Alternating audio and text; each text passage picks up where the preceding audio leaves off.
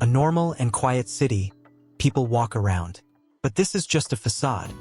Behind all this normality, there are monsters, giant monsters called Kaijus. An alert is issued, and everyone in the area seeks shelter to protect themselves. This kaiju is at least 60 meters tall. Helicopters swarm the monster and attack it with missiles, which don't have much effect but catch its attention. Some people discuss which team they should send this time, and it will be the 3rd Division since they are in the city of Yokohama. Someone then jumps from one of the helicopters, a woman with special equipment, the captain of the 3rd Division. Under her command, several others follow her lead and attack the kaiju, people with special equipment and weapons that cause great damage.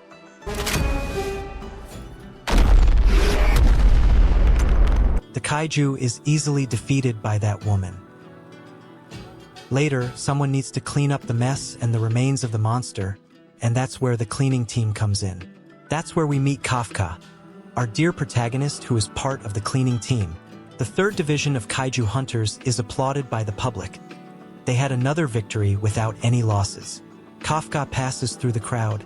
He's already used to all this. And at one moment, he and the captain have a connection. The cleaning team's battle begins when the others end. No one cheers for them or thanks them for what they do. Still, someone needs to do the job. It's hard and dangerous work. Accidents can happen, like the boiling blood of these creatures. Kafka is already quite experienced in all this and complains that it's always a mess when the 3rd Division acts. Yeah, I wouldn't want to live in that city. Kafka is sent to another cleaning area, the stomach. By far the worst place to work. But why is it so bad? Well, just think about what goes through the stomach. Kafka arrives very tired from this exhausting work and still manages to smell the horrible odor. A news report on TV talks about the 3rd Division's work today and its commander, Mina Ashiro. Undoubtedly a prodigy at only 27 years old. She has already defeated hundreds of kaiju, and she's also Kafka's childhood friend. They both promised they would exterminate the kaiju together. Unfortunately, they didn't follow the same path as adults. Kafka couldn't keep up with her, and for a moment he wonders how the hell he ended up in this job. But he changes his mind shortly after, telling himself that cleaning is also a very important job. Despite not being recognized, he helps society. He lives in a decent apartment and eats whatever he wants. But that doesn't seem to be enough. Something is missing. The next day, Kafka is dying of a headache, but still goes to work. Today, the team has a newcomer, Reno, the new intern. He wants to join the defense force. Kafka also had the same desire, but gave up and ended up staying there, becoming a relic. Reno asks why he gave up. Kafka stops for a few seconds. It doesn't seem to have been an easy decision. He tries to be modest and says he did his best, but there's always someone better. He believes he reached his limit and says Reno will also understand when he's older. However, Reno denies it because he will never give up, even if he dies in the process. Whatever Kafka said would make him look foolish. After all, is it really that bad to give up? Later, the cleaning team is divided into their duties. The newcomer stays in the stomach, just like Kafka again. Turns out Kafka is really good at cleaning. Despite complaining, he never refuses. The leader admits that he would be excellent on the defense team if he passed. During the work break, Reno feels really awful, just like Kafka. He can't eat, but Kafka gives him a vitamin juice. If he doesn't eat anything, he won't last the whole afternoon.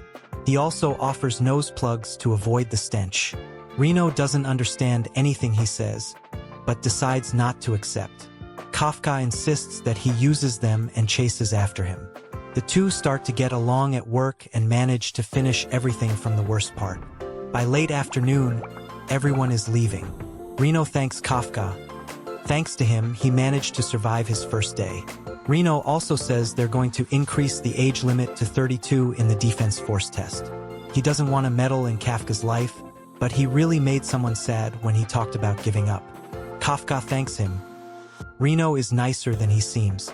Then, a horrendous creature emerges from the ground, ready to have Reno for lunch.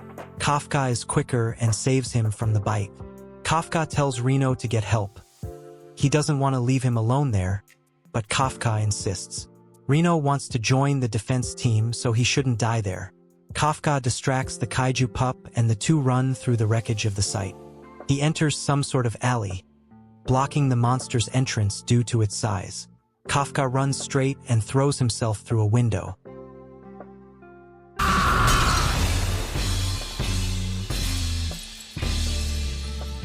Going back in time, we see Mina crying for her recent loss. Kafka arrives there. Their school as well as the houses in the area were destroyed by kaiju. He curses the kaiju, trying to seem funny. Mina is sad for losing her cat Miko. The destruction is devastating, the losses are great, but the will to resist is greater. So, both at the same time, they say they will join the defense force. Thus, Kafka bets on who of the two will become an officer first, and promises they will exterminate the kaiju together. Back to the present, and thinking about his journey here, it wasn't supposed to be like this. He continues to run from the monster, grabs a piece of metal, and prepares to defend himself, even though he has almost no chance. He refuses to give up.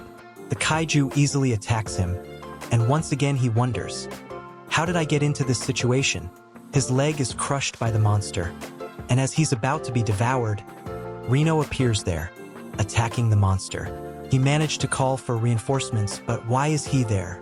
He shouldn't risk himself. If Reno abandoned Kafka, his mind would never let him become part of the defense force.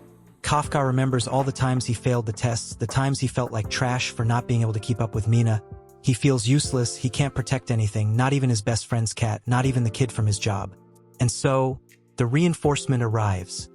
The monster is completely torn apart. Mina saves them and sends her team to scour the area for other Yoju, kaiju offspring.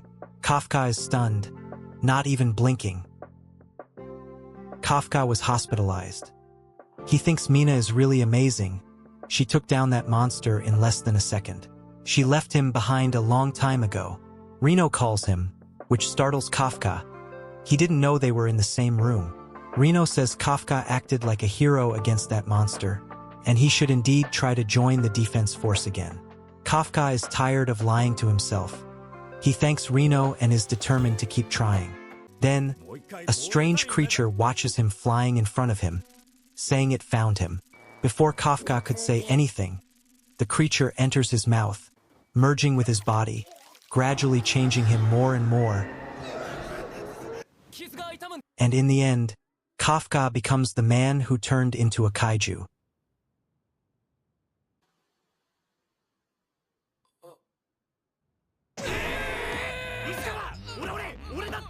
In the past, Kafka used to talk about how he and Mina could defeat kaijus, like tying their legs to make them fall. But Mina is really afraid of facing something so big. But Kafka reassures her, saying that whenever she's afraid, he'll be by her side. Back in the present, Mina calls him a liar. She receives a call while taking a bath. Someone reported the kaiju at the hospital, Kafka. This was the first episode of the 8th Kaiju and another anime of the April season. Enjoy this video and subscribe to see the continuation next week. Thank you for watching and have a great day. It's me, Kamui. See you soon until next time.